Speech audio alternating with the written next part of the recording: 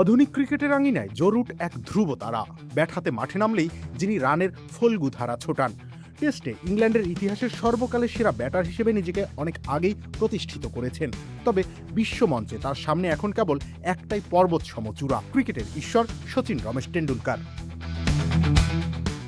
Root কি পারবেন সচিনের সেই মহাকাব্যিক রানের রেকর্ড স্পর্শ করতে?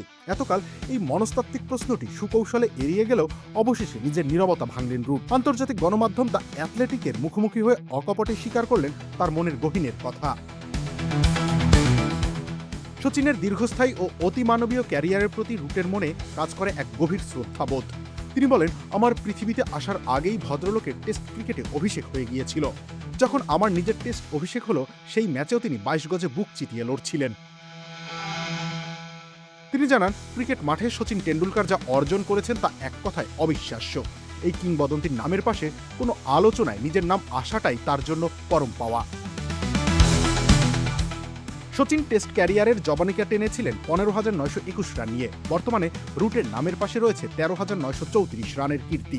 35 বছর বয়সী এই ক্রিকেটারের ফর্ম ও ফিটনেস এখনও তুখর। সচিনের রেকর্ড ভাঙার সামর্থ্য রুটের আছে, তা নিয়ে ক্রিকেট বিশ্বে দ্বিধা নেই।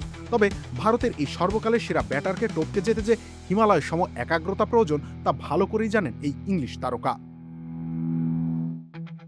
নিজের ব্যাটিং দর্শন নিয়ে রুট জানান, তিনি প্রতিনিয়ত নিজেকে ভেঙে নতুন করে গড়তে পছন্দ করেন। তার মূল লক্ষ্য থাকে ক্রিজে নিজেকে টেকনিক্যালি নিখুঁত রাখা, যাতে ম্যাচের মূল মুহূর্তে টেকনিকের জটিলতা ভুলে স্রেফ মনস্তাত্ত্বিক ও কৌশলগত খেলায় মন দেওয়া যায়। ক্রিজে দাঁড়ালে চারপাশের সবকিছুই ভুলে রুট কেবল নিখাত খেলাটাই উপভোগ করতে চান।